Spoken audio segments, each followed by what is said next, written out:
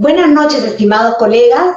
En nombre de Minedu, quiero darles la más cordial bienvenida a este directo que tiene como propósito brindarles orientaciones respecto a nuestro rol docente en la atención de estudiantes con riesgo de interrumpir sus estudios por ingreso tardío en la evaluación de los aprendizajes para el cierre de este año 2020, y son orientaciones que todos necesitamos en este tiempo.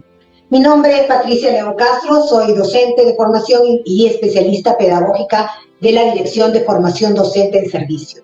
Y con mucho gusto esta noche me va a acompañar en la presentación nuestro compañero Julio Acuña. Buenas noches, Julio.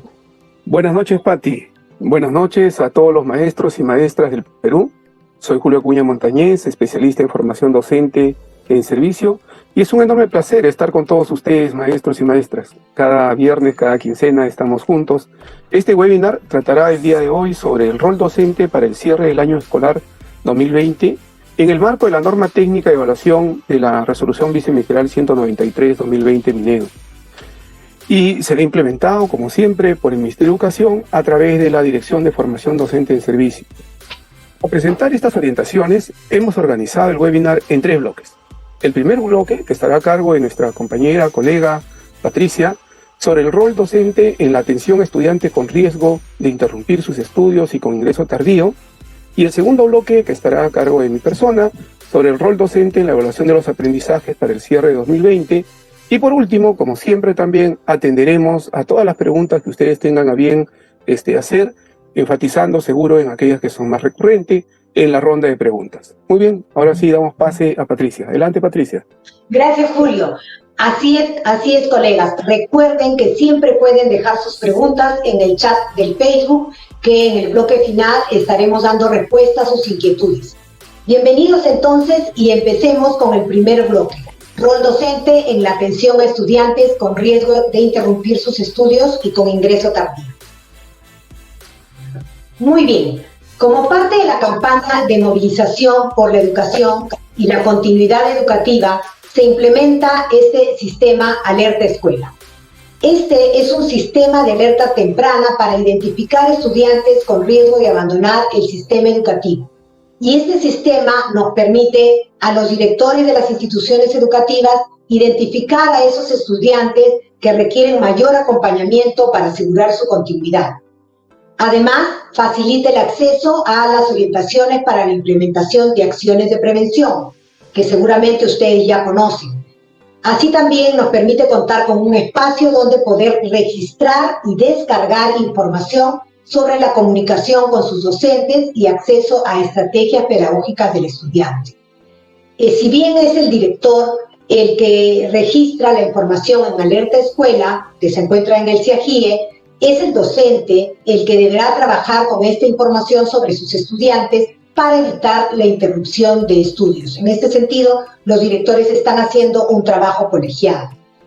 Ahora, en las orientaciones específicas para promover la continuidad educativa de estos factores de riesgo, lo cual les podemos realizar en el CIAGIE, se han identificado a partir de muchas investigaciones nacionales e internacionales 7 factores de riesgos asociados a la interrupción de los estudios.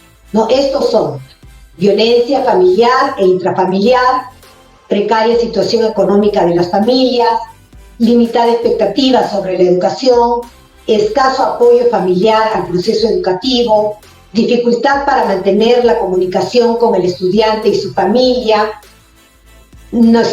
estudiante con necesidades educativas especiales, y la brecha de género. Todos nosotros hemos tenido en algún momento que afrontar algunos de estos factores de riesgo en nuestros estudiantes. Entonces es importante considerar que la información recogida de los estudiantes es de un estricto, es información estrictamente para directivos y docentes, con la finalidad de identificar a los estudiantes con riesgo alto, medio, bajo, y poder no solamente registrar la información, sino tomar acciones frente a ellas, La información de los estudiantes debe entenderse con esta finalidad para no caer en estigmatizaciones, manteniendo las expectativas altas hacia los estudiantes y sus familias. Ahora, ¿a qué no podríamos caer nosotros mismos en estas profecías autocumplidas. ¿Qué son estas profecías autocumplidas? No, por ejemplo, si creemos que una estudiante, una joven de secundaria, por ejemplo, no va a culminar sus estudios debido a que es mujer, porque sus padres, hay violencia en su hogar, y por esa razón, como ya sabemos que es difícil que no continúe sus estudios, no le brindamos un apoyo considerando que ya finalmente va a abandonar los estudios, ¿no? Esto es caer en una profecía cumplida, dado que ese abandono al estudiante por parte de nosotros como docentes, sumado, claro, a otros factores, podría ser la diferencia entre que pueda culminar o no sus estudios. Otro punto importante que considerar es que en algunos, o de repente en muchos de nuestros casos, tendremos a estudiantes con más de un factor de riesgo. Muy bien, pasamos a la siguiente. El trabajo aquí es articulado. En este sentido, los docentes coayudan al tratamiento de los factores de riesgo en un trabajo conjunto a nivel de la comunidad educativa. Algunas acciones propias de los docentes que pueden desarrollar en relación a determinados factores de riesgo son, por ejemplo, si identificamos como docentes que el riesgo de interrumpir estudios es debido al factor de riesgo escaso apoyo familiar al proceso educativo. Hay dos acciones que podemos considerar que nos propone el documento de orientaciones específicas según factores de riesgo de alerta escuela, que debe estar en conocimiento de todos nosotros. Por ejemplo, podemos motivar a las familias. ¿Cómo? Manteniéndolos constantemente informados sobre el desempeño y los logros de sus hijos, fortaleciendo la confianza de las familias, haciendo notar sus logros como padres, como madres, como cuidadores, y brindándoles herramientas para acompañar el proceso de aprendizaje de sus hijos o solicitando que firmen un acta de compromiso para que los estudiantes continúen con su educación básica. Así podrán reconocer lo importante que es que sus hijos o hijas continúen sus estudios. Luego, otra acción que podríamos llevar a cabo es promover círculos de pares entre familias, ¿no? De esa manera, intercambiar experiencias, conocimientos y aprendizajes y fortalecer sus competencias parentales. Es como nosotros docentes, cuando hacemos nuestros guías, las experiencias nos enriquecen y nos motivan a continuar, ¿no? Esta es la intención. Bueno, en ambas acciones es importante que se comprenda que el apoyo que se les da a las familias puede dar a conocer que es posible lograr las metas que se plantean. Les da esperanza o les demuestra que sentimos empatía por lo que están pasando también. Cada familia es un mundo, nosotros lo sabemos. Entonces procuremos también ser empáticos con cada una de las familias de nuestros estudiantes. Así como estas acciones para este determinado factor de riesgo, existen otras tantas que podemos encontrar en dichas orientaciones. Para mayor información inclusive y mayores detalles de cada uno de los factores de riesgo, ustedes saben que siempre pueden recurrir a la plataforma envivo.perueduca.pe. Ahí van a encontrar en el listado de webinars realizados los factores de riesgo y sus respectivas acciones a considerar. Muy bien, ese es un primer punto en este bloque. El segundo punto son las acciones de los docentes, de nosotros, para atender a estos estudiantes que requieren consolidar sus aprendizajes. Muy bien, en el marco de la emergencia sanitaria por el coronavirus, ¿no?, se plantea la necesidad del aislamiento. Este aislamiento se hace obligatorio a nivel nacional y genera que los estudiantes no puedan asistir a la escuela. En esta coyuntura surge la necesidad de brindar el servicio educativo de forma remota con la continuidad, con la finalidad de dar continuidad al proceso educativo. Así es como nace Aprendo en Casa, ¿no? Sin embargo, a pesar de todos los esfuerzos que hemos realizado y que reconocemos plenamente de cada uno de ustedes, para que todos los estudiantes accedan al servicio educativo, aún estamos en proceso de lograr este propósito. Así podemos identificar o clasificar las casuísticas de estudiantes que tenemos ahora, ¿no? Tenemos estudiantes que han accedido a la estrategia en forma regular a través de la web, la radio o la televisión y no lograron consolidar sus aprendizajes. tenemos un segundo grupo de estudiantes que se han incorporado de manera tardía o que también están recibiendo las tabletas, ¿no? Y también un tercer grupo de estudiantes que no han logrado ser contactados en el transcurso del año y no han tenido acceso a la plataforma Aprendo en Casa o a la estrategia que ha establecido la institución educativa o la OGEL o la DRE de cada región, ¿no?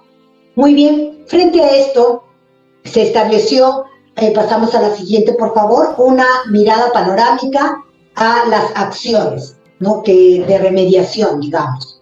Esta línea nosotros ya la conocemos y ya la manejamos, y para este webinar en especial vamos a trabajar lo que corresponde al 2020, que ya tenemos en puertas al plan de recuperación, en puertas no, en finales, ya estamos en la mediación del plan de recuperación para los estudiantes que han ingresado tardíamente, y también tenemos aquí, antes que llegue el 2021, una responsabilidad frente a la carpeta de recuperación que nuestros estudiantes van a realizar de forma autónoma, ¿no es cierto? Eso ya lo sabemos. Y veamos cómo sería. Pasemos a la siguiente, por favor. En el primer caso, los estudiantes que han accedido a la estrategia Aprendo en Casa de forma regular, a través de la web, la radio o la televisión, pero sin embargo no lograron consolidar sus aprendizajes, ¿no? En este caso, si el docente considera que nuestro estudiante requiere un tiempo adicional, a pesar de que ha estado permanentemente trabajando la experiencia, se les puede brindar la carpeta de recuperación para que trabajen durante los meses de enero, febrero, de manera autónoma. Antes de concluir este año, como docentes nosotros debemos darles las indicaciones de cómo van a usar esta carpeta de recuperación.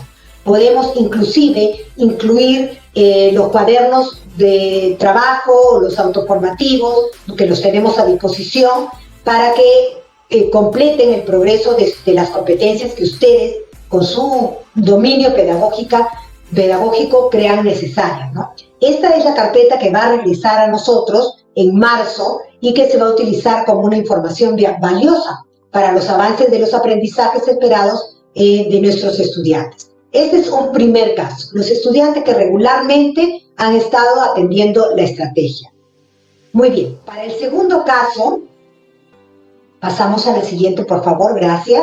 Para el segundo caso de estudiantes que se han incorporado de manera tardía a la experiencia de Aprendo en Casa o han recibido recién las tabletas, tenemos el plan de recuperación que, como les decía, ya estamos terminando, ya estamos en la mediación de este plan, termina ya dentro de 3 semanas y está dirigido a estudiantes que ingresaron tardíamente.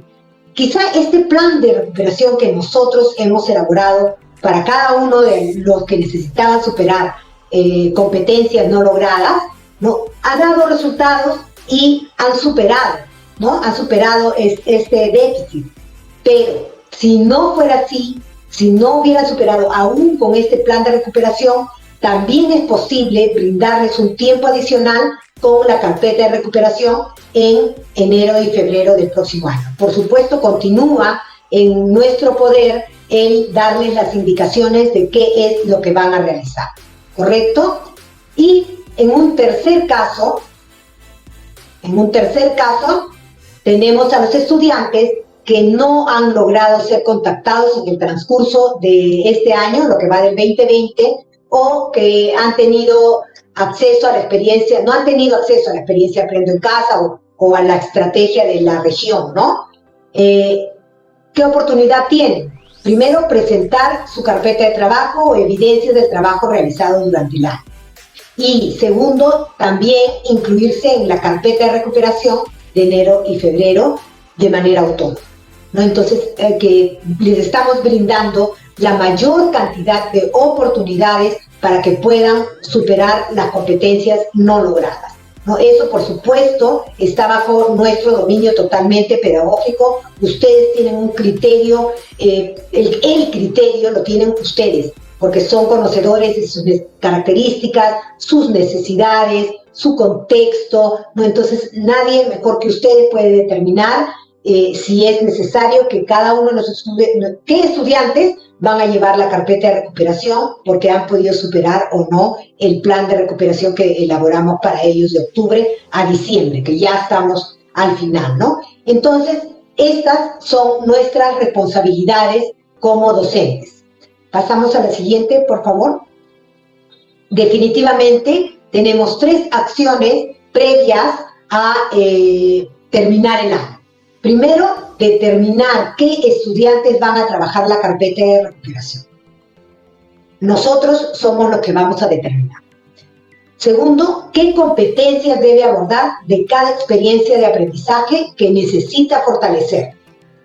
Y tercero, qué experiencias de aprendizaje pueden ayudarles a consolidar esas determinadas competencias, ¿no? Por supuesto, va a estar de nuestro conocimiento la carpeta, y este es un tema que vamos a trabajar más profundamente en el webinar del 18 de diciembre, ¿correcto? Muy bien, y un tercer punto, no menos importante, ¿no? Es el rol del acompañamiento socioafectivo que nosotros como docentes debemos brindar a nuestros estudiantes. No puede faltar el apoyo que ellos deben sentir de nosotros. Es cierto, ustedes docentes estarán como de vacaciones, muy merecidas por cierto. Este año 2020 ha sido para todos un año duro, pero también de muchos aprendizajes, de muchos logros y de muchas felicitaciones, ¿no? Pero también nos deja esta tarea de darles el soporte emocional a nuestros estudiantes para que de forma autónoma puedan trabajar esta carpeta de recuperación. Entonces, no es nuevo que nos encontremos pendientes de estas necesidades socioafectivas de nuestros estudiantes, ¿no? Sobre todo este año visibilizando nuestro rol. En ese sentido, desde el Ministerio de Educación, recuerdan ustedes la resolución 093, se buscó que el docente pueda trabajar actividades con los estudiantes priorizando su bienestar socioemocional. No se hacía necesario brindar acompañamiento y soporte socioafectivo a través de la escucha activa, al estudiante, por supuesto, dentro de los límites de nuestros roles como docentes, identificando cuándo es necesario derivarlos a un trabajo articulado con otros profesionales, como psicólogos o centros de atención especializada que todos sabemos, conocemos y tenemos al alcance, ¿no? Para ello, siempre es necesario trabajar primero nuestra propia salud socioafectiva, que por supuesto también se ha visto mellada de repente porque también hemos enfermado o algún familiar ha enfermado, y todo esto afecta socioemocionalmente a todos, ¿no?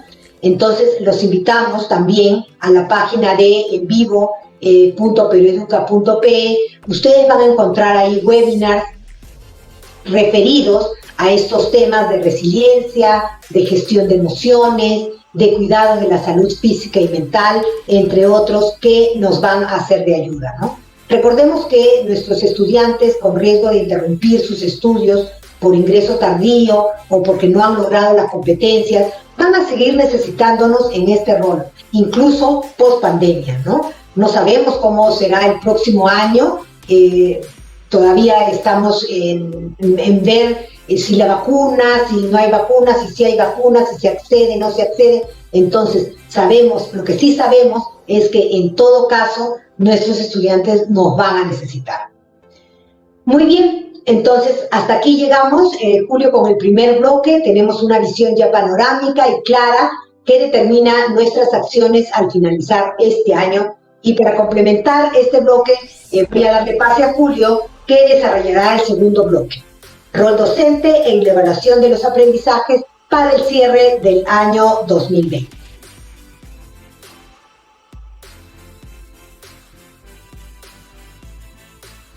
Muy bien, muchísimas gracias, Patricia. Adelante, Julio.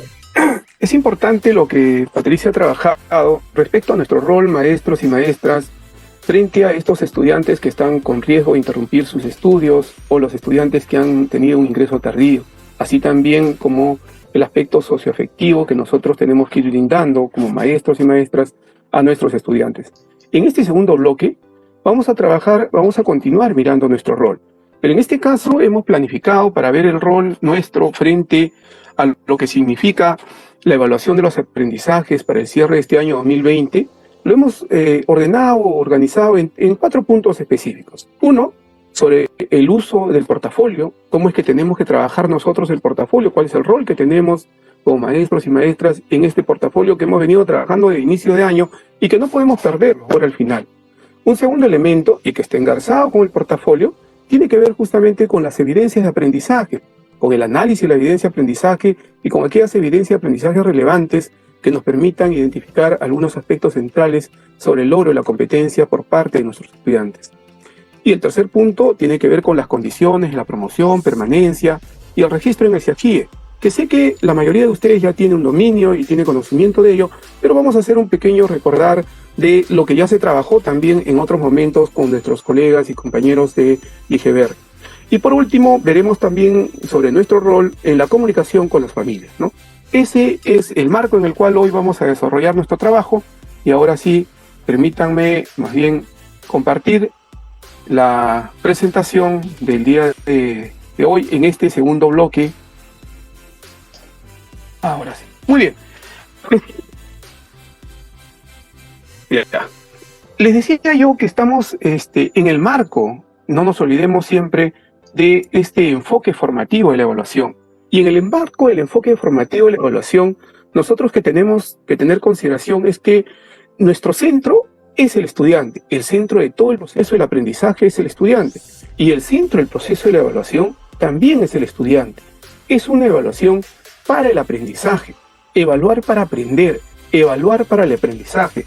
En este marco, en este contexto, nosotros tenemos un rol fundamental respecto, pues, a cómo vamos a seleccionar esas evidencias de aprendizaje que nos brinden a nosotros información relevante respecto al nivel de logro de los estudiantes, en la actuación, en la producción que ellos hayan tenido y cómo eso nos va a nosotros a facilitar poder tener mejores análisis sobre los logros del estudiante, ¿no? Respecto al portafolio, ya lo hemos trabajado en un anterior webinar. Este portafolio, que es una colección de producciones y actuaciones de los estudiantes.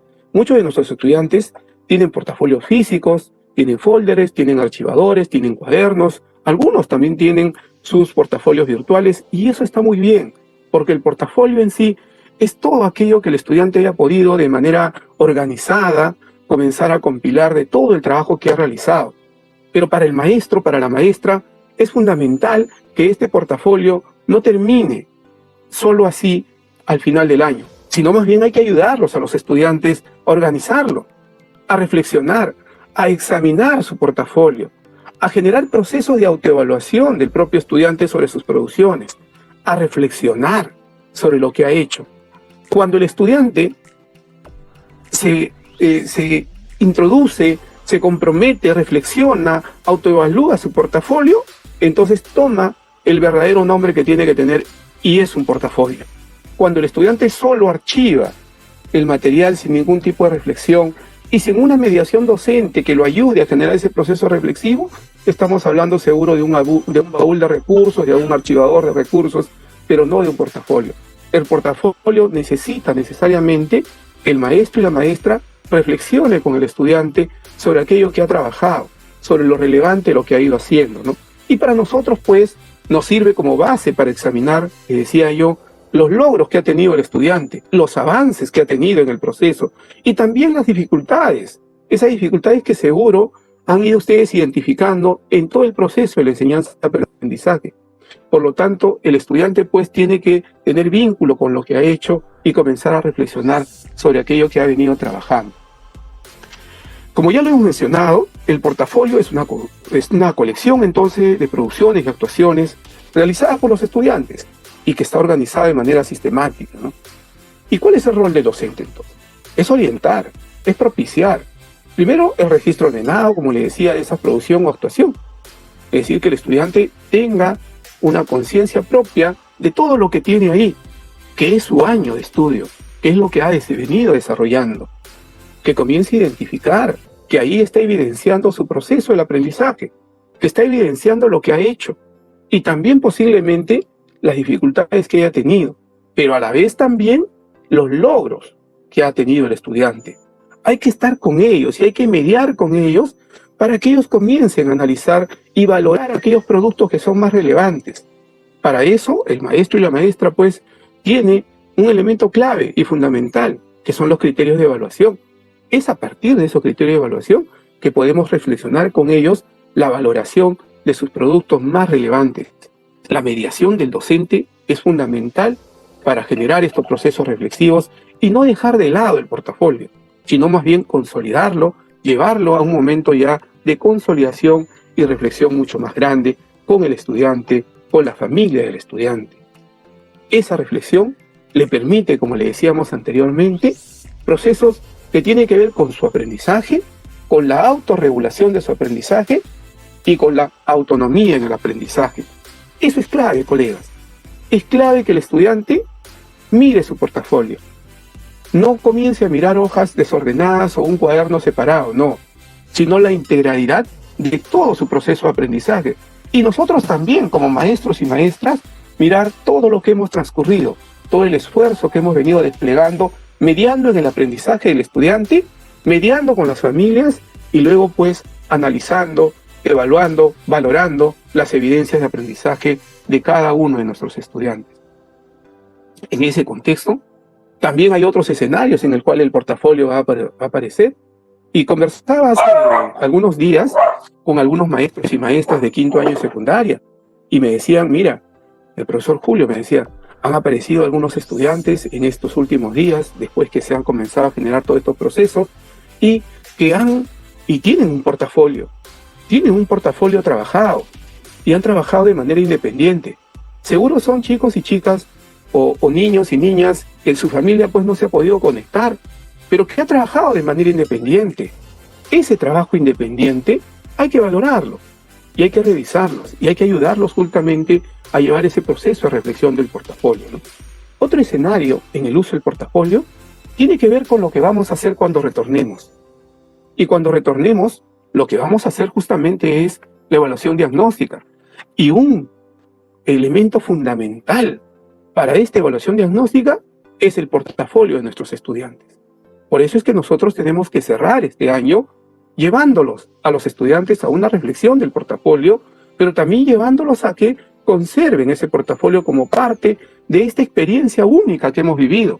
Todos nosotros, la sociedad entera aquí en el país, ha vivido una experiencia vital, muy importante, que nos ha llevado pues a este tipo de aprendizaje remoto, a través de la web, de la radio, de la TV, todo lo que hemos tenido que trabajar y comenzar a hacer con nuestros chicos y chicas, con nuestros estudiantes, y ellos también lo han hecho seguro con mucho esfuerzo. Entonces tenemos escenarios distintos que el portafolio se vuelve vital y por favor tenemos que trabajarlo, ¿no?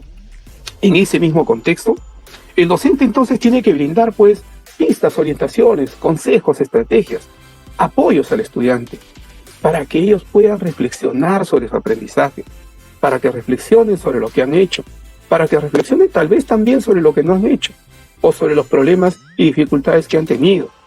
Esto, como les decía, les permite al estudiante no solo una reflexión crítica, no solo una autorregulación en su aprendizaje, sino coadyuvamos a la autonomía en el aprendizaje, que en estos contextos es tan importante. Y esa autonomía en el aprendizaje le va a permitir al estudiante replantear sus formas, sus maneras de aprender, lo que está haciendo, cómo resuelve los problemas, de qué manera está trabajando.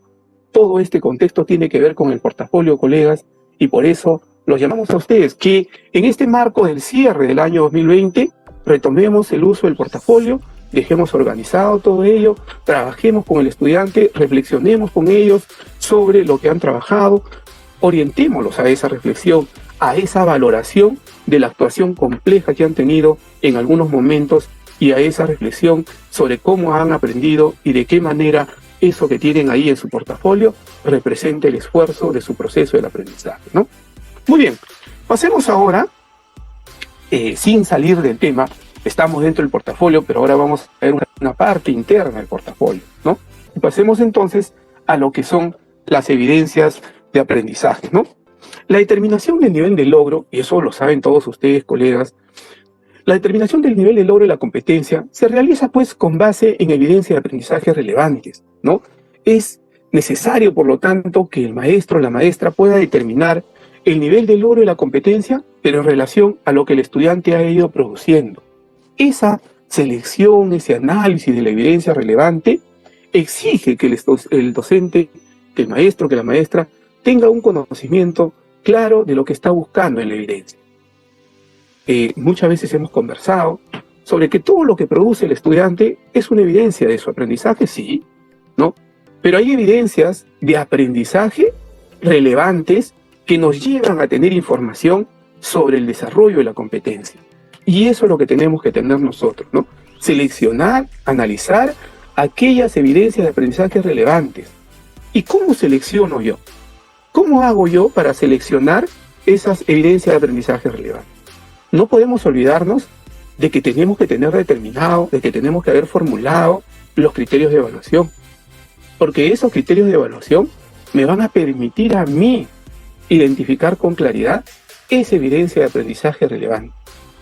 Asimismo, tengo que ver pues que la evidencia me dé información a mí para evaluar el nivel de logro de la competencia. Esa evidencia me tiene que permitir a mí poder evaluar el nivel de logro de la competencia. Y esos criterios de evaluación que he formulado, que he determinado yo, tienen que tener como referente central el estándar de aprendizaje y o los desempeños de grado que los están pues como referentes centrales. Esos son elementos claves que nosotros no podemos dejar de lado y tenemos que tener en cuenta ahora, cuando estamos analizando justamente las evidencias de aprendizaje.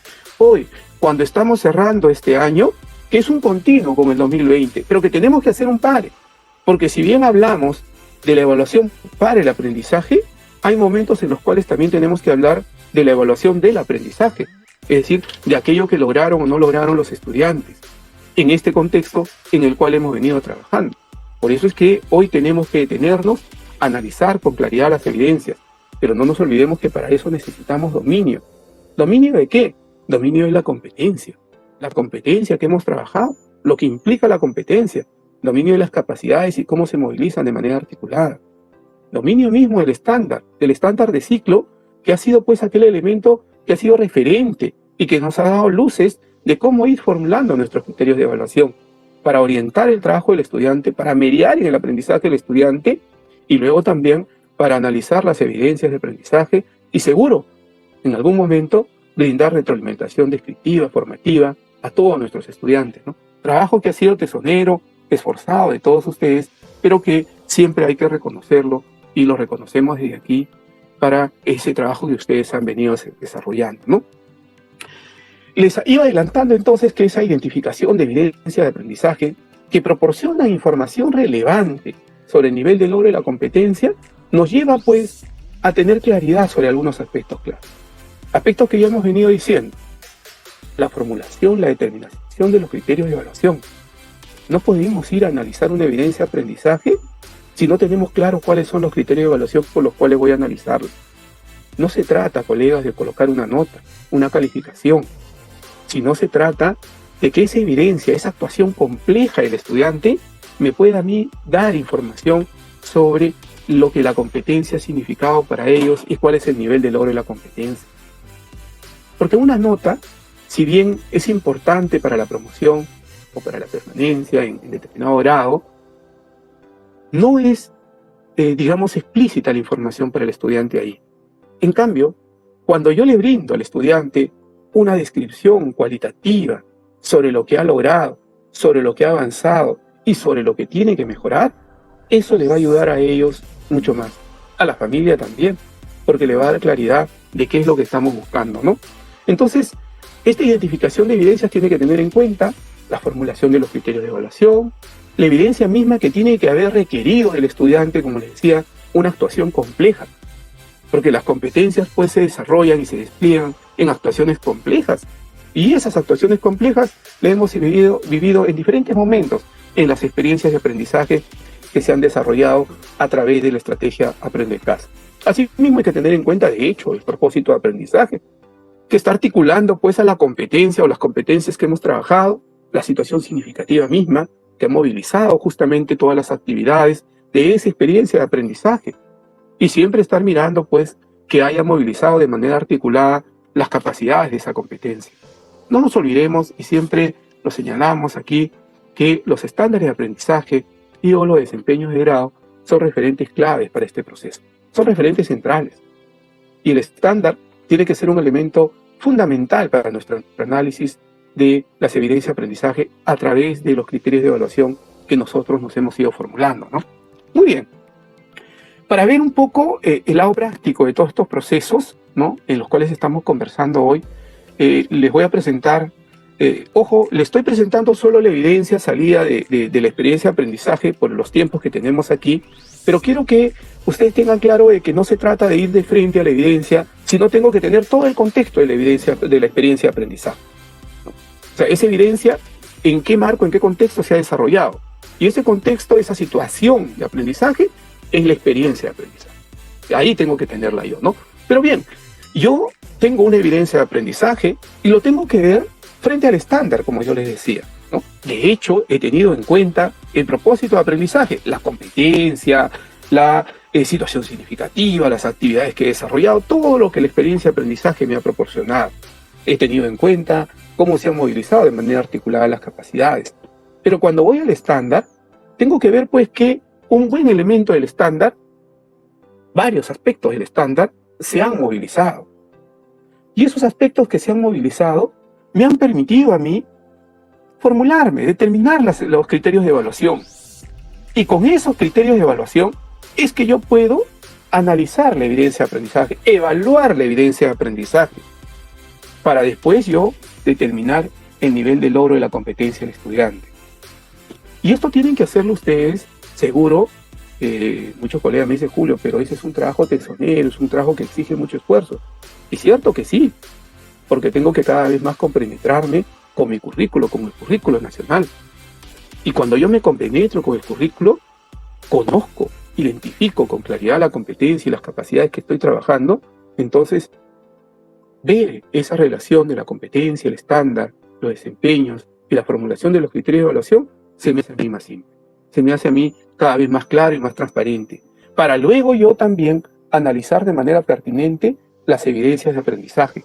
Esas evidencias que los estudiantes han trabajado con mucho esfuerzo y que están esperando, pues, que el maestro, que la maestra, que lo ha acompañado, que me ha dado su aprendizaje, les diga cuánto han avanzado, qué han logrado y qué todavía les falta hacer. Como les decía, las notas son importantes, la calificación es importante, es parte, es complementaria a la evaluación formativa, pero no es todo. Necesitamos una evaluación para el aprendizaje. Y en este análisis de evidencias, acá tenemos, por ejemplo, otra evidencia. En el marco de la competencia escribe diversos tipos de textos, ¿no? Y ustedes van a ver ahí que el estándar tiene diferentes colores. Y es porque justamente la experiencia de aprendizaje, el propósito, la competencia, las capacidades y las actividades que se han desarrollado nos permiten ver que se ha movilizado un conjunto de aspectos que el estudiante pues ha plasmado en esta evidencia de aprendizaje y que eso me permite a mí identificarlo a través del estándar. Y me he formulado criterios de evaluación. Y con esos criterios de evaluación es que yo comienzo a analizar la evidencia de aprendizaje. Y con esos criterios de evaluación es que de manera ya integrada luego podré ver cómo es que he logrado o no logrado determinado nivel en la competencia que ha estado trabajando mi estudiante. Y yo estoy seguro que todos ustedes ya tienen muchas evidencias analizadas de esta manera, y eso está muy bien, y los felicito y las felicito a todos y a todas por ese gran esfuerzo que están haciendo, pero no cerremos este año sin hacer este tipo de análisis, porque este tipo de análisis nos va a llevar justamente pues a mirar con mayor detenimiento qué es lo que el estudiante ha logrado respecto a las competencias.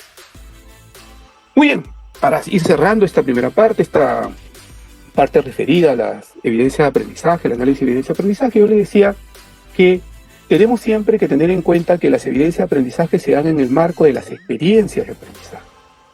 Y hemos desarrollado, sea en TV, en radio o en la web, experiencias de aprendizaje que ustedes semana a semana han estado siguiendo.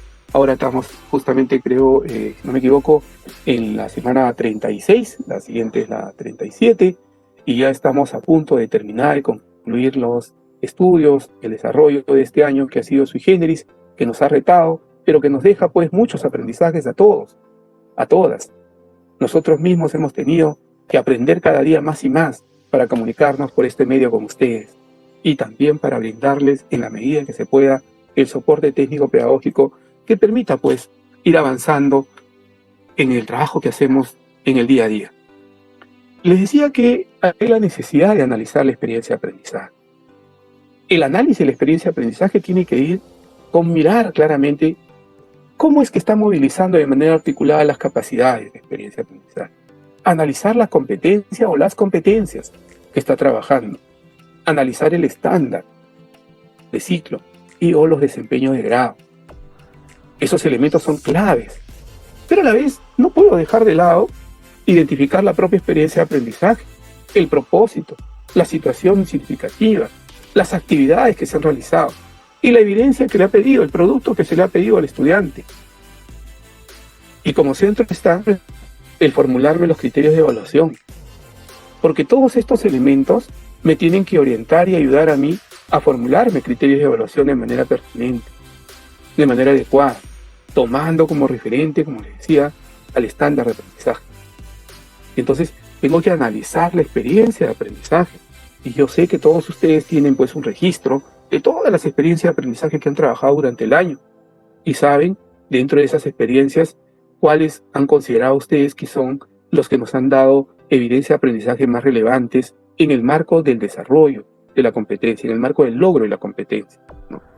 Esas experiencias de aprendizaje, por ejemplo, acá tengo una experiencia de aprendizaje, solo la parte sucinta, porque como les decía, por el tiempo no les puedo mostrar toda la experiencia en su integralidad, pero este es de la semana 29 web, sexto de primaria, el área es comunicación, y ahí he señalado yo los elementos clave de la evidencia de aprendizaje, y como verán también siempre está el estándar, y todos aquellos aspectos del estándar que se han movilizado en esta experiencia de aprendizaje, y los criterios de evaluación para esta experiencia y para las evidencias que han sido parte pues de esta experiencia de aprendizaje.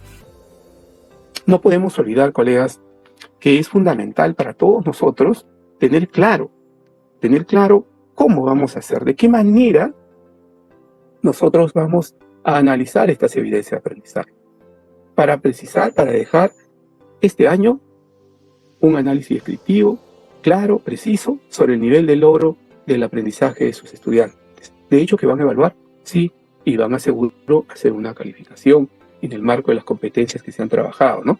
Muy bien, y entonces, en ese contexto, ahora pasaremos al tercer punto de este bloque 2, que tiene que ver justamente con las condiciones de promoción y permanencia y registro en el CIAGIE, ¿no?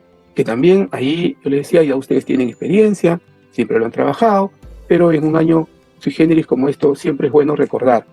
También les quiero decir, porque así se tiene siempre que señalar, que ya este tema lo han trabajado ustedes con los colegas de IGEVER, que nos han acompañado en algunos webinars, pero que creíamos ahora necesario siempre, para no perder toda la ruta, volverlos a tocar de una manera muy rápida, pero tocarlos, ¿no?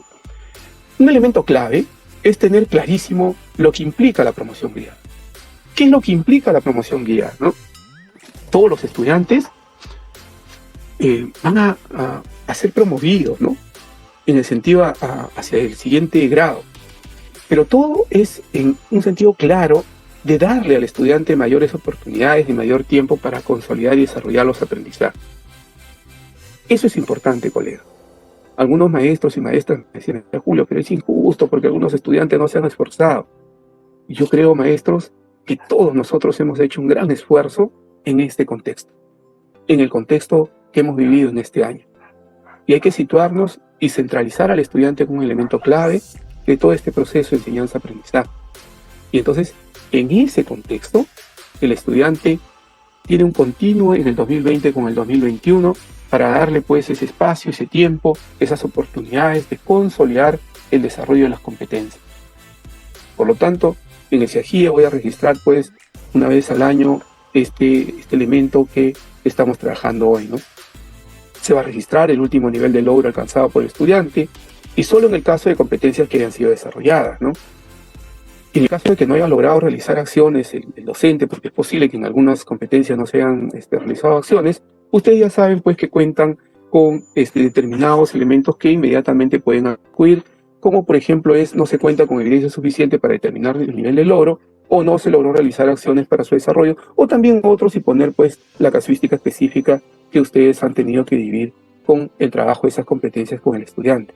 Es importante, colegas, que nosotros en el registro del SIAGIE siempre tengamos en cuenta el contexto en el cual ha estado trabajando el estudiante y también, de hecho, el contexto en el cual han estado trabajando ustedes.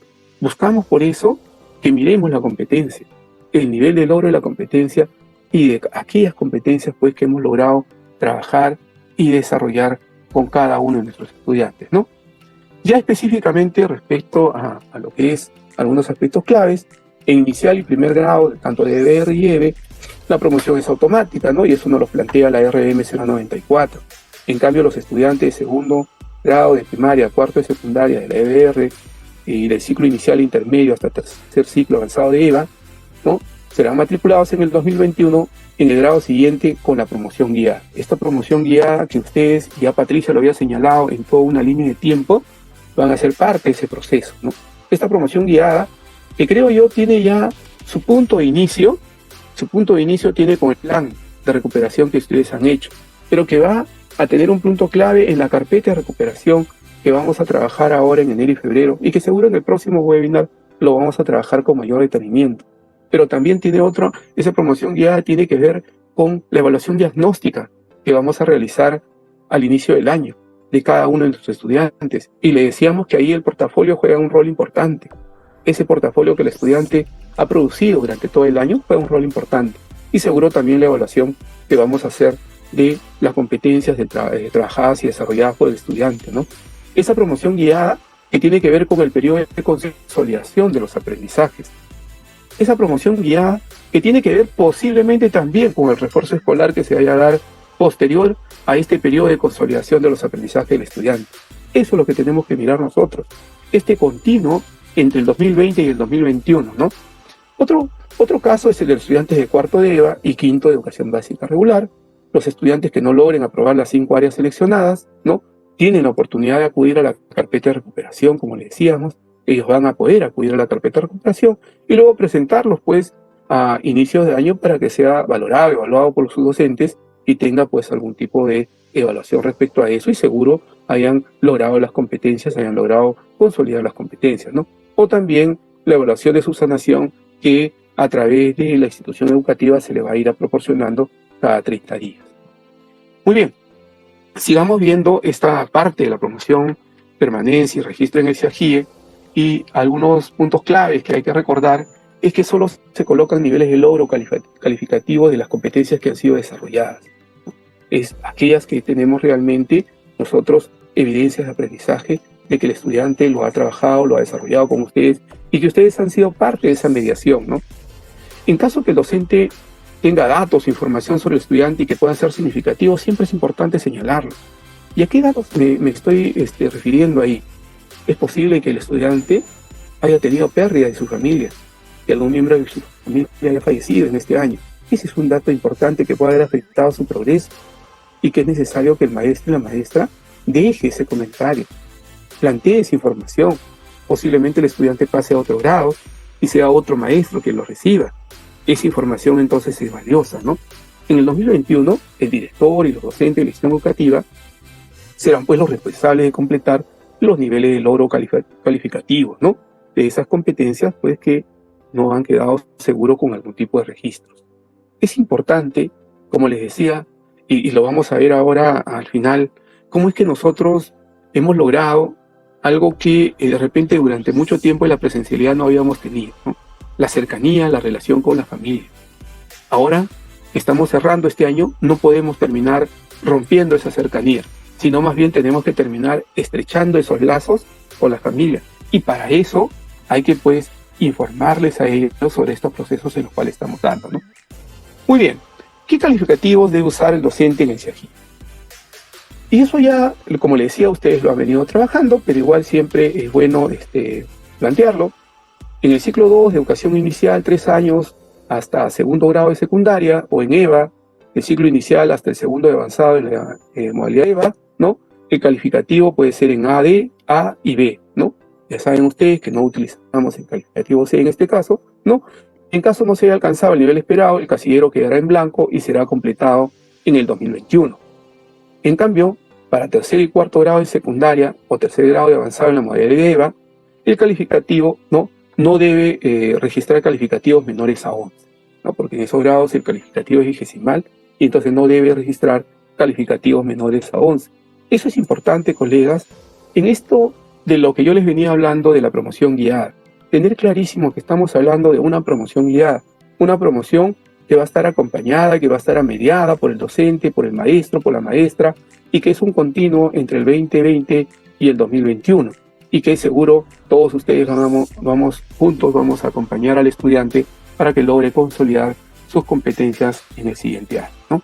Muy bien, este es un caso particular, siempre hay que mirar el quinto año de secundaria o el cuarto ciclo avanzado de EVA, ¿no? Ya sabemos que se registrarán calificativos en escala vigesimal en las siguientes áreas de manera directa: desarrollo personal, ciudadanía y cívica, ciencias sociales, comunicación, ciencia y tecnología y matemática en el caso de EBR, y en el caso de EVA, desarrollo personal y ciudadano, comunicación, ciencia, tecnología y salud, matemática y educación para el trabajo, ¿no?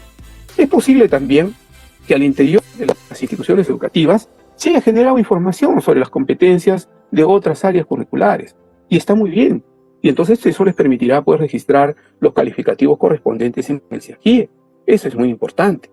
Yo sé que muchos maestros y maestras de otras áreas han hecho un enorme esfuerzo y han producido material y han trabajado competencias con sus estudiantes y han tenido pues evidencia de aprendizaje que le han proporcionado información valiosa para el estudiante.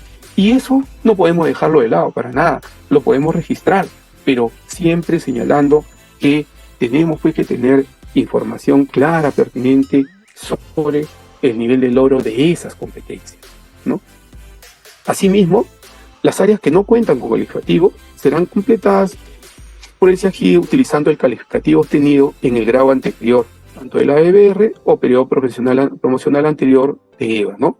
De no lograr la nota mínima probatoria en alguna de las áreas curriculares o tener áreas pendientes de recuperación del 2019, los estudiantes que tienen, en este caso estamos hablando de quinto de secundaria EBR o cuarto ciclo avanzado de EVA, ¿qué es lo que tienen? Uno, la carpeta de recuperación durante los meses de enero y febrero, que van a trabajar y que luego van a presentar, y el docente, el maestro, la maestra va a evaluar para ver cómo ha ido consolidando sus competencias, o también la evaluación de su sanación correspondiente, ¿no?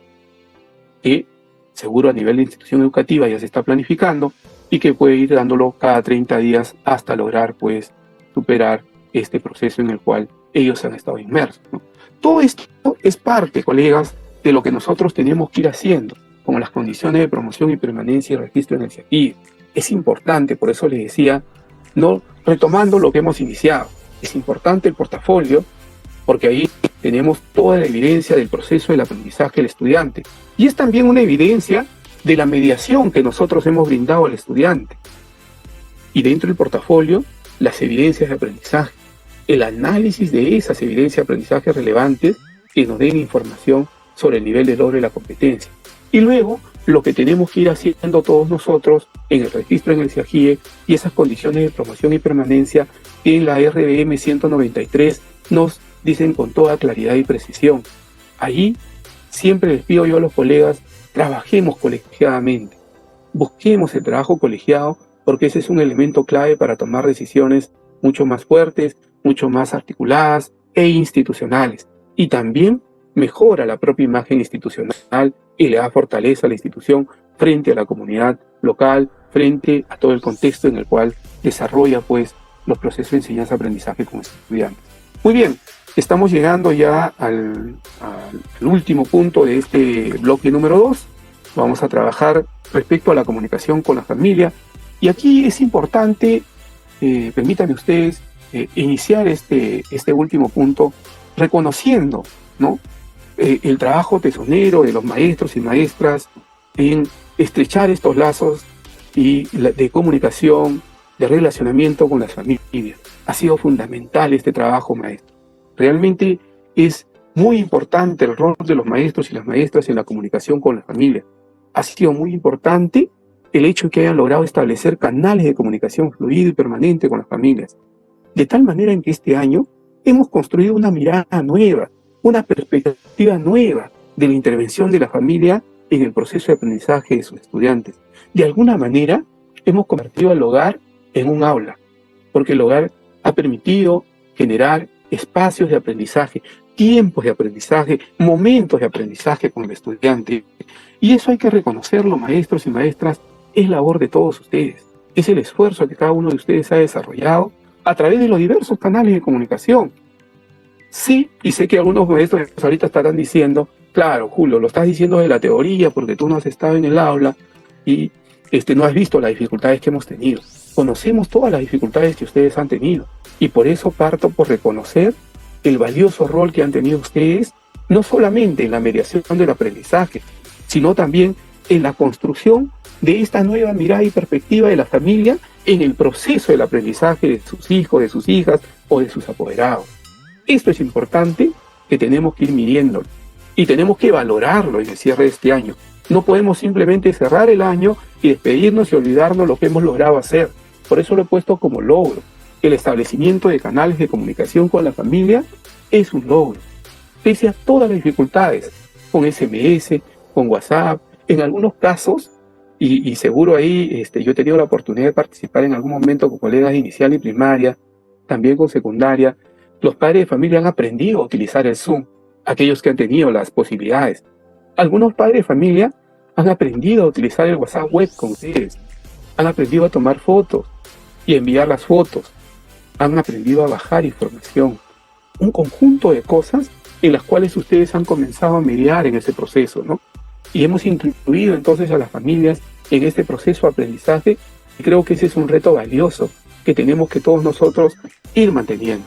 Esa articulación permanente, constante, docente, familia, estudiante, también es otro elemento que tenemos que mirarlo como un logro y que tenemos que mirarlo, ojo, como algo que tenemos que sostener. Los espacios de diálogo pedagógico con la familia. Muchas veces los maestros decían, pero ¿cómo vamos a trabajar con la familia si los padres de familia son analfabetos, si no tienen nivel educativo?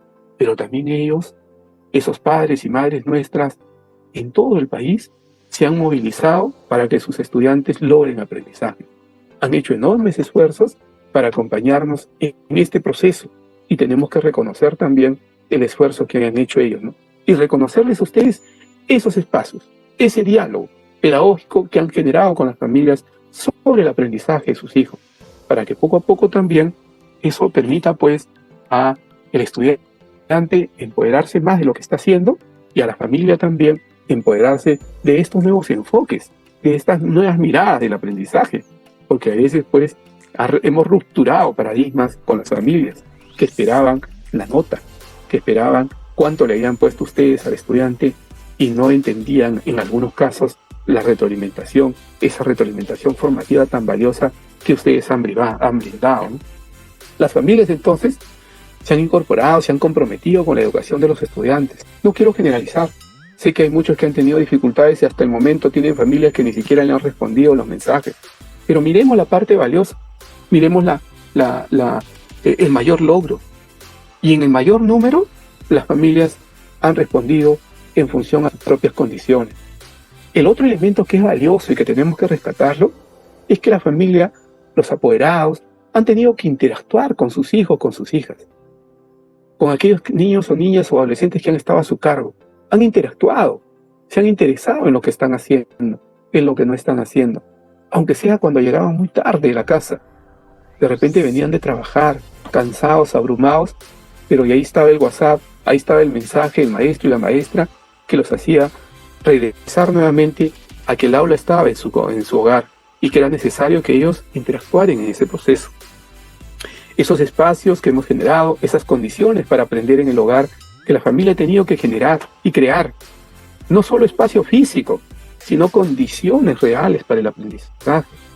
Muchos preocupados porque no tenían un celular de alta gama, muchos preocupados porque la radio no captaba las transmisiones de radio, o porque la TV en algunos casos fallaba, o porque el internet se caía y se congelaba. Pero han generado espacios, han generado tiempos, han generado interacciones. Hay que reconocer entonces que esa familia ha comenzado a comprender y aprender sobre los logros, los avances y necesidades de sus hijos, de sus hijas, de sus apoderados. Ha comenzado cada vez más a vincularse con nosotros sobre el aprendizaje que hemos venido desarrollando. Muy bien, estamos terminando esta parte. Por último, pues, les decía yo que en este contexto de valorar a la familia y su rol que ha cumplido en todo este proceso, es importante, colegas, que nosotros comuniquemos a la familia sobre el logro y las competencias que han tenido. Es importante, es vital, que tanto el estudiante como la familia conozcan lo que ha venido logrando, lo que ha logrado, lo que necesita mejorar, lo que está en proceso y lo que seguro hay que todavía fortalecer mucho más. La comunicación entonces con el estudiante y su familia debe ser considerada un elemento clave para la mejora del proceso de enseñanza-aprendizaje. No estamos concluyendo, no estamos cerrando. Es un continuo el 2020 y 2021 y por lo tanto tenemos que poner esos elementos claves en el tapete y tenemos que dejar ahí a la familia puesta. Otro elemento es que tenemos que tener informados a los estudiantes y a la familia sobre sus avances y dificultades. No podemos irnos sin informarles sobre todo lo que han hecho. No podemos irlos sin describirles lo que han logrado. Hay que describirles. No basta, como le decía, la nota, la calificación. Hay que describirles, pues, respecto a los logros, a los progresos que ha tenido, sobre esos procesos que ha tenido que vivir, para hacerlos conscientes de cómo aprendió, de qué aprendió, para hacerlos conscientes de las dificultades que ha tenido, para reflexionar sobre su propio portafolio y sobre qué es lo que sigue y continúa con la familia, con nosotros, con los estudiantes. Y de hecho, ya nosotros hemos aprendido en todo este proceso a adecuarnos a la comunicación con la familia, las características y necesidades propias de la familia y los estudiantes. Y ahí tenemos grandes logros. O si recordamos con la 093, cuando nos hablaba sobre las primeras orientaciones de contacto con la familia, de los espacios, de los tiempos, ¿no? De las características propias, el diagnóstico que hicimos sobre el acceso a la tecnología de la familia, para poder ver cuáles eran los canales de comunicación con ellos. Eso no podemos dejarlo de lado. Tenemos que seguir adecuando nuestra comunicación como maestro, como maestra, adecuando a las características y necesidades de esas familias y de nuestros estudiantes. Es importante que eso no se pierda y tengamos pues que darle a los estudiantes, brindarle a los estudiantes esas condiciones para que pueda reconocer de parte de su maestro y su maestra qué es lo que ha logrado y qué es lo que todavía tiene que seguir fortaleciendo, ¿no? Esa periodicidad en la comunicación también ha sido importante y seguirá siendo importante ahora en el cierre del año.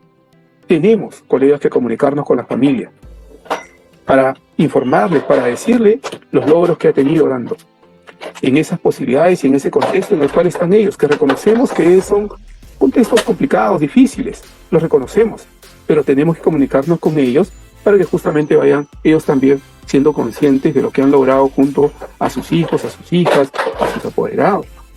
Ese es el proceso en el cual estamos, ¿no? Muy bien, colegas, queríamos compartir con ustedes, con Patricia, este primer bloque referido al rol docente en la atención a los estudiantes con riesgo de interrumpir sus estudios y con ingreso tardío, y ahora en este segundo momento sobre el rol nuestro, sobre el rol docente, ¿no?, respecto a la evaluación y cómo vamos a generar estos procesos de comunicación con la familia. Ahora vamos, seguro, muchos de ustedes han realizado preguntas a través de el chat en vivo de nuestro Facebook, y le doy pase ahora a Patricia para que pueda iniciar el proceso de el bloque de preguntas.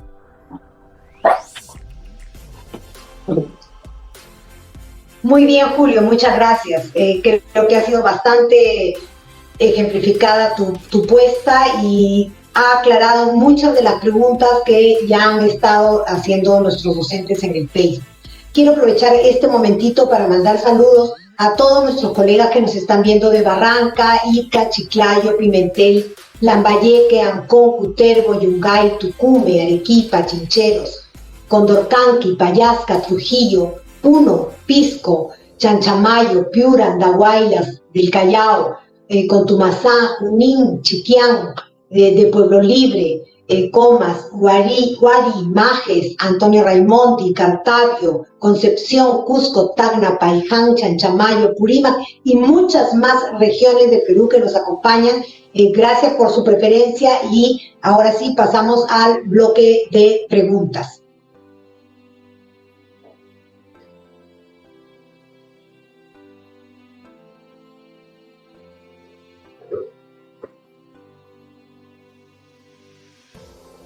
Muy bien, Patricia. Ya tenemos un conjunto de preguntas, siempre es abrumador y nos satisface mucho la participación de los colegas, de los maestros y las maestras, que están muy interesados en estos webinars pedagógicos que vamos dando desde la Dirección de Formación Docente en Servicio.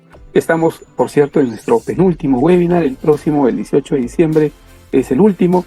Y tenemos una pregunta, Patricia, de una maestra que nos dice, ¿qué estrategias se podrían utilizar con aquellos estudiantes que han perdido el interés o la motivación en esta modalidad a distancia? Adelante, Patricia. Gracias, Julio. Sí, es una pregunta continua. A lo largo del año hemos estado viendo que muchos de nuestros estudiantes pierden el interés o simplemente no han ingresado a la modalidad a distancia. Y ciertamente también, como ustedes afirman a lo largo del chat, los padres de familia muchas veces tampoco nos apoyan, ¿no? Entonces, para estos son factores de riesgo, ¿no es cierto?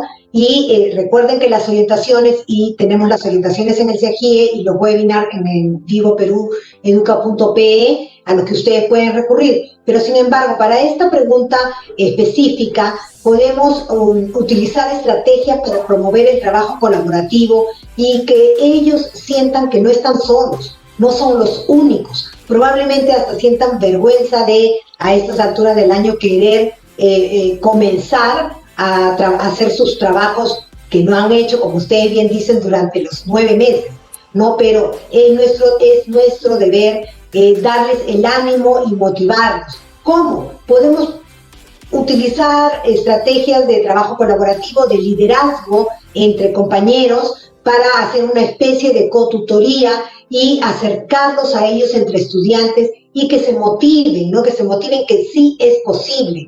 En este sentido, es conveniente que nuestra aula se genere como un aula colaboradora, ¿no? Como un equipo colaborador. Recordemos que nosotros hemos pasado exactamente por esos momentos y también hemos tenido estos apoyos. Los maestros, frente al cambio, iniciamos el año, ustedes recordarán cuando salió la estrategia Aprendo en Casa, de repente muchísimos con una negación, ¿no? Esto no es posible, no, esta modalidad no va a funcionar, nosotros estamos acostumbrados a tener ahí a nuestro estudiante al lado, a acogerlo, a mirarlo, ¿no? A conocerlo así en persona, no va a funcionar. ¿No? Luego, frente a todas esas causales de resistencia que poníamos, comenzamos a explorar, ¿no? Exploramos, porque en el trabajo colaborativo se generaba este espacio, ¿no? Para la exploración, para intentar, para probar, ¿no? Y así nos dimos cuenta de que sí éramos capaces y que sí funcionaba, ¿no? En el programa de inducción, por ejemplo, los docentes que han ingresado el año pasado no han tenido oportunidad ni de conocer la escuela, ni conocer a sus colegas, ni conocer a sus estudiantes, ¿no? Son nuevos en la institución educativa. Sin embargo, han trabajado de forma colaborativa y ya tienen una relación con sus colegas, con las familias, con los estudiantes. Esto ha generado que entre todos nosotros un compromiso del que ahora nosotros estamos en primera línea los maestros, para ustedes nada más que palmas y agradecimientos,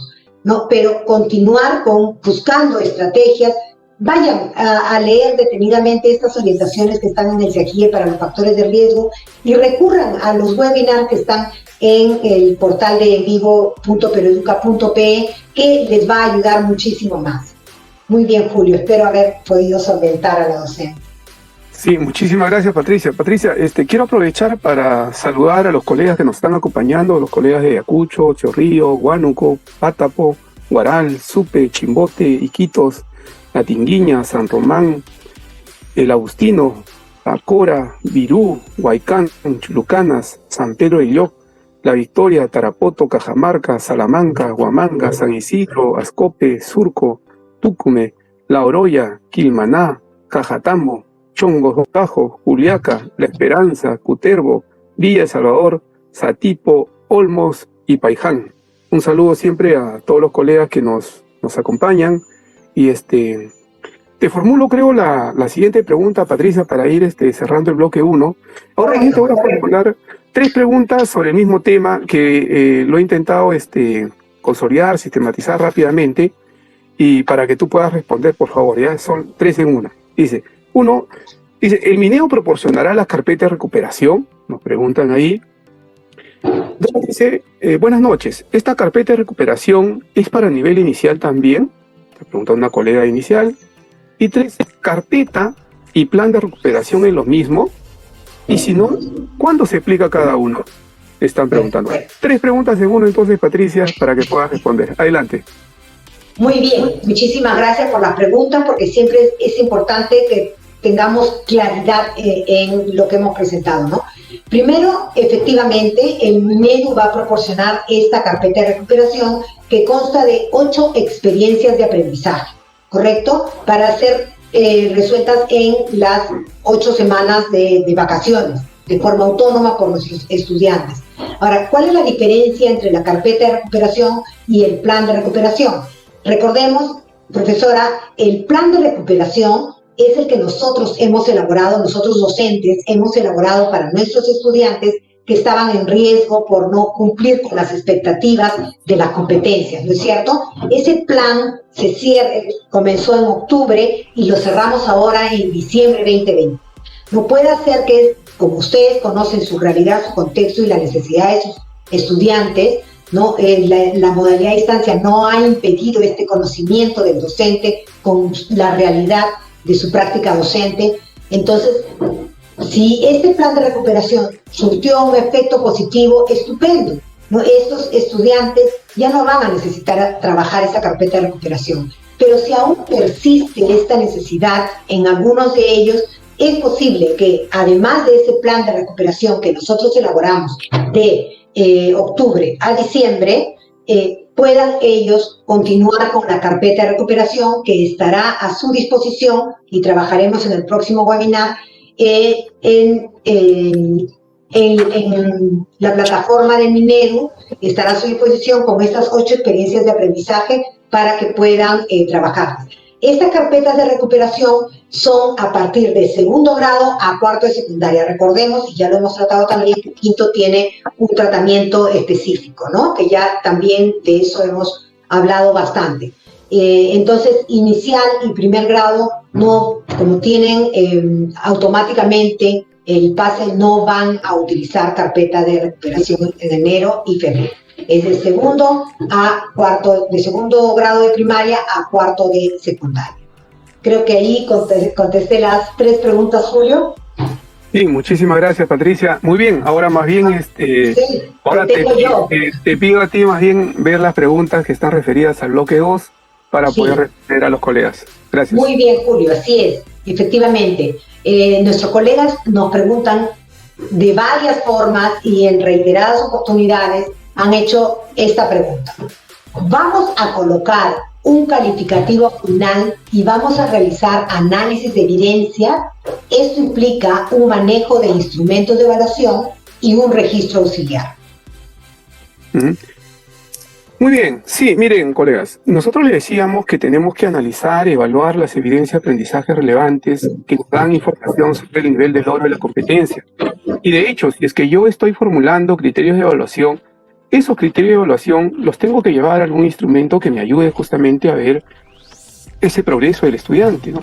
En este caso, por ejemplo, una rúbrica me permitiría ver los niveles de logro en el cual están en relación a estos criterios que me he ido planteando, o de repente una rúbrica mucho más holística que esté integrando toda la intencionalidad de la competencia. Pero siempre tengo yo que llevarlo a un instrumento que me ayude de manera organizada a visualizar todos esos elementos, ¿no? Respecto al registro auxiliar, los colegas siempre hemos tenido por práctica llevar un registro auxiliar, entonces ahí no hay una norma, no hay una regla que diga si puede tener o no. Creo que para muchos nos facilita llevar un registro auxiliar porque eso nos permite ir viendo y haciendo hasta un seguimiento. Yo en uno de los webinars que trabajamos con Patricia justamente hablábamos hasta de llevar un registro de todas las experiencias de aprendizaje y de las evidencias que nos íbamos trabajando en cada experiencia de aprendizaje juntamente con las competencias que se iban desarrollando. Porque pues los registros son apoyos, son ayudas que nosotros podemos usar, pero eso siempre va a depender pues de los estilos, los ritmos de trabajo de cada uno de nosotros. Algunos tenemos mucha más expertise en la parte tecnológica, podemos usar hasta registros auxiliares en Excel y diferentes elementos que nos vayan ayudando, ¿no? Gracias, Patricia, con la primera pregunta. Muy bien, Julio. Ahora también hay preguntas recurrentes sobre el portafolio y las evidencias. No, toma nota, te voy a lanzar dos preguntas sobre esta temática. ¿Qué hacer si llegan con un portafolio recién ahora? ¿Se les generará nota en diciembre del 2020? Y la otra es, ¿qué pasa si el estudiante, a pesar de enviar sus evidencias, no llega al estándar? Son dos preguntas, bueno, sobre la misma temática. Muy bien, vamos a ver. Sí, muchísimas gracias. En primer lugar, ¿es posible que algún estudiante haya desarrollado aprendizaje independiente? Sí, es posible que algún estudiante haya desarrollado aprendizaje independiente. No ha tenido cómo conectarse con el profesor, con la profesora, ¿no? Pero ha desarrollado seguro en su hogar, en su casa, todo el trabajo que se ha tenido que hacer. ¿Qué es lo que implica ahí? ¿Qué es lo que nosotros tendríamos que tener en cuenta? Más allá del elemento físico, es si esas evidencias de aprendizaje del estudiante me están reflejando nivel de logro, nivel de avance respecto a las competencias. Eso es fundamental, eso es importante. Y si un estudiante llega con su portafolio, lo que tenemos que hacer nosotros es valorarlo, es evaluar ese portafolio, es trabajar ese portafolio, ver en qué nivel está logrando las competencias o no.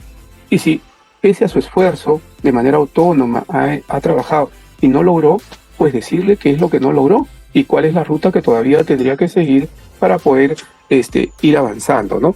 Respecto a la segunda pregunta que me hacías, sobre qué pasa si el estudiante, a pesar de enviar sus evidencias, no llega a los estándares, ¿no? En realidad, ojo, miren, lo que estamos mirando, si bien el estándar es un referente clave para este proceso, estamos viendo el nivel de logro de la competencia, ¿ya? Estamos evaluando la competencia, y es cierto, puede ser. Y yo he tenido la oportunidad, porque tengo colegas que a veces me escriben o conversamos por teléfono y me dice, Julio, yo tengo un alumno regular, un alumno que ha participado todo el año, pero por diferentes situaciones aún no logra la competencia. Y lo que pasa es que tenemos toda una ruta que justo Patricia les había planteado en esa línea de tiempo, tenemos una ruta que hacer, ¿no? Se nos viene, por ejemplo, ahora en el cierre del año, el próximo webinar vamos a trabajar la carpeta de recuperación. ¿Qué podemos hacer? Trabajar la carpeta de recuperación con el estudiante. ¿Para qué? Para darle oportunidad, para darle un apoyo en el sentido de que pueda consolidar esos aprendizajes.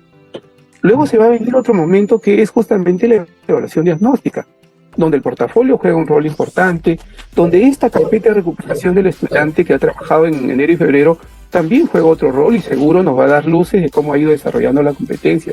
Y si no ha logrado aún así desarrollar la competencia, tenemos todo el periodo de consolidación del aprendizaje. Por eso le decía a colegas que lo que estamos haciendo nosotros es generar un espacio, una relación con el estudiante para que sienta que desde su maestro, desde su maestra, le estamos dando todo el apoyo posible y todas las condiciones necesarias para que consolide y logre su aprendizaje.